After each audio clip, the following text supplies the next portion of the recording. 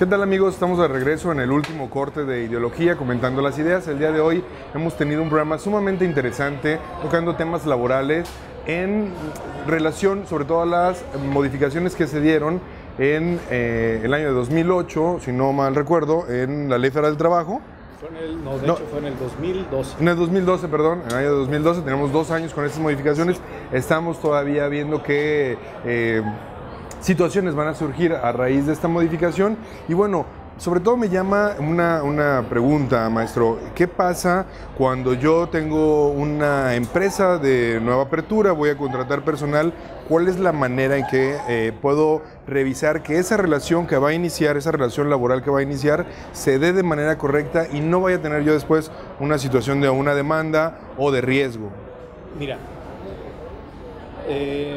en este caso, cuando ya se tiene o ya se encuentra establecida una relación de trabajo o subordinada, o se empieza o se tiene contemplado abrir alguna empresa, algún negocio, lo primero que tienen que hacer los patrones es establecer mecanismos de prevención.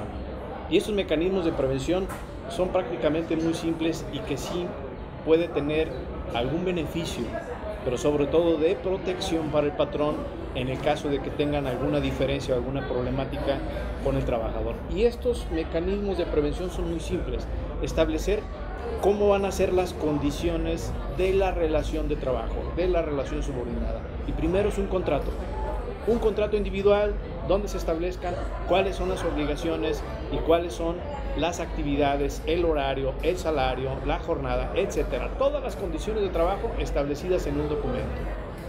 Segundo, que el patrón tenga implementados registros de ingresos y de salidas de sus trabajadores. Eso de la huella digital. La huella digital o la tarjeta. Inclusive los distintos mecanismos electrónicos ya se están establecidos en la reforma de la Ley Federal del Trabajo del 2012, como las pruebas de carácter de las herramientas tecnológicas.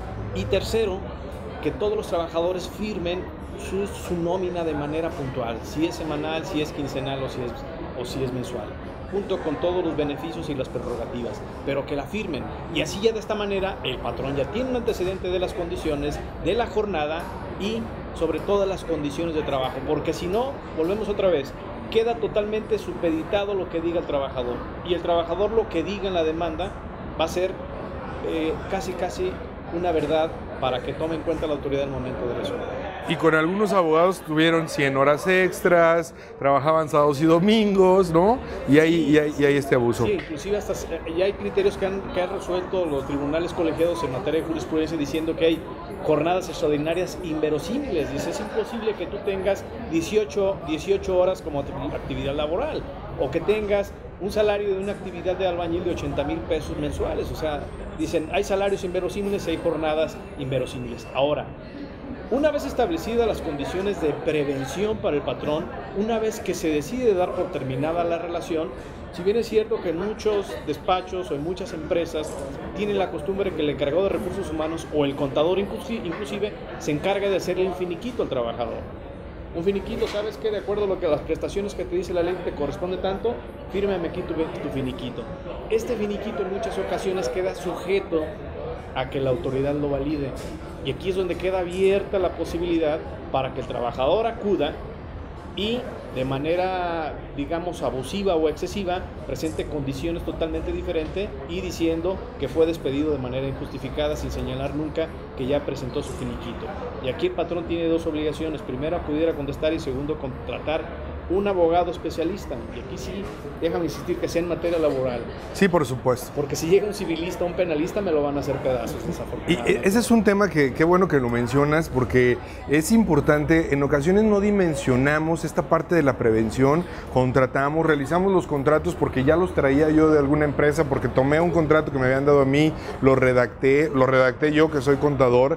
Es muy importante que el empresario se concientice de acudir a un abogado laboral, en materia laboral, antes de antes de caer en un problema. Es decir, tener ese tema de prevención y decir, bueno, si contrato sus servicios, voy a tener menores riesgos. Así es, efectivamente. Sí, porque los contratos en muchas ocasiones carecen de los más elementales derechos o beneficios que pueda tener el trabajador. Y cuando no tiene las obligaciones el trabajador muy bien definidas, se vuelve en cierta medida una responsabilidad para el patrón que puede reflejarse al momento que se presenta una demanda. No tiene cierta claridad, o es oscuro el contrato, o es muy simple, o no es completo, entonces esta situación es en beneficio o lo puede aprovechar el propio trabajador.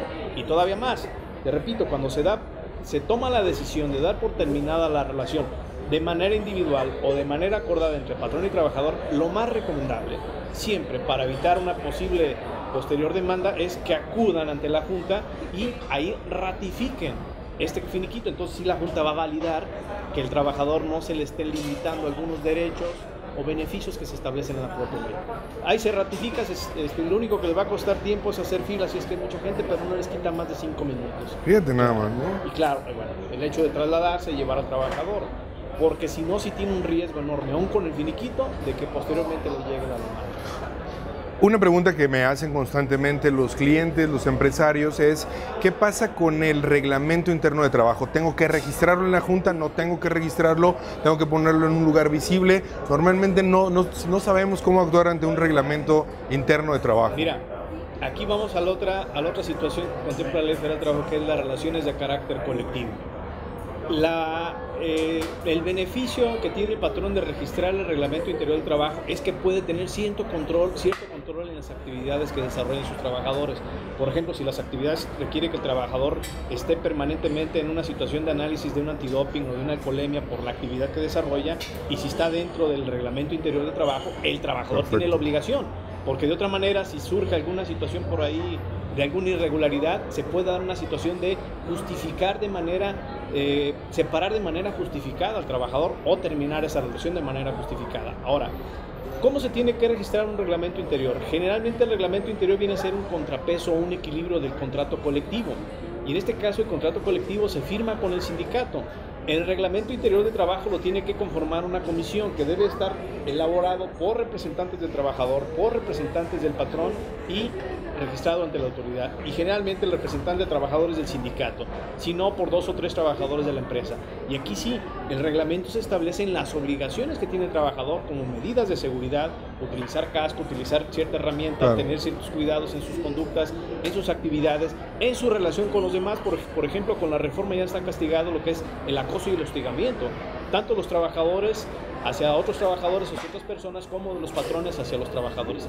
Está prohibido y está sancionado, y son causas precisamente de poder justificar una separación a un trabajador. Entonces, si se establecen estas obligaciones para el trabajador dentro del reglamento, el patrón en cierta medida puede tener cierto control sobre las actividades que desarrollan sus trabajadores. Lo más importante es redactar el reglamento interior de trabajo por un conocedor de la materia, por supuesto, y de las necesidades de la empresa y del patrón, y este reglamento lo tiene que firmar el representante del patrón, ya sea el representante o el administrador general, el representante de los trabajadores, que te lo vuelvo a repetir, generalmente es el representante del sindicato, y van y lo registran ante la Junta.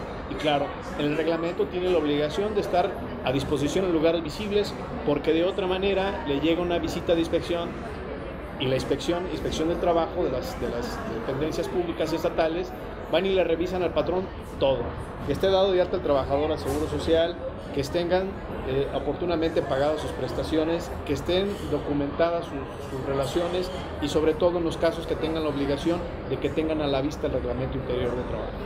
Es muy común escuchar por parte del empresario que no me va a revisar la Secretaría de Trabajo y Previsión Social. Cada vez lo vemos más seguido. Sí, claro, y es que las inspecciones se realizan de 2 maneras: de manera aleatoria, programada ya por la propia autoridad, o cuando un trabajo va y presenta una queja, una denuncia en contra de un trabajador. Oye, es que no me están pagando mi reparto de utilidades, es que no me tiene dado de alta de Seguro Social. Esto implica automáticamente de que se vaya a realizar una inspección. E inspección va y realiza todo: las condiciones de seguridad, las condiciones de higiene, las condiciones de prestaciones y las condiciones de los beneficios para los trabajadores. La integración de las comisiones. Integración de las comisiones. Efectivamente, esa es otra situación. La obligación de que estén integradas estas comisiones, las comisiones de higiene y de seguridad, la comisión de productividad, en fin, todas aquellas en las que el patrón está inmerso como una obligación implícitas en la Ley Federal del Trabajo. Sí, porque en ocasiones no le damos esa importancia que tienen las comisiones, a la integración de las comisiones, y ahora, como tú mencionas, hay otras nuevas comisiones que deben de atenderse y que deben de formarse, ¿no? Sí, no nada más de formarse, sino de programarse y de registrarlas a la autoridad y de estarle informando de los avances del seguimiento de estas comisiones. Entonces todo implica, te lo insisto, más obligaciones para el patrón. Pero en ocasiones las inspecciones van más allá porque revisan la licencia, revisan cuestiones de carácter fiscal, revisan cuestiones de carácter de salud, en fin, son muy completas.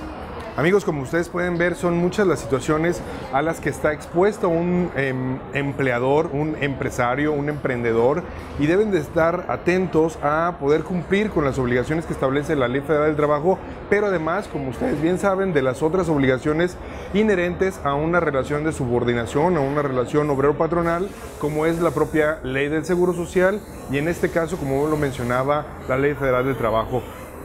Maestro, muchísimas gracias por haber estado el día de hoy con nosotros. Estamos muy agradecidos que nos hayas brindado esta plática. Creo que ha sido una plática muy gratificante, ha sido una plática que nos ha dado muchísima información y que debemos de atender. El placer es para mí de estar en esta oportunidad intercambiando distintas ideas.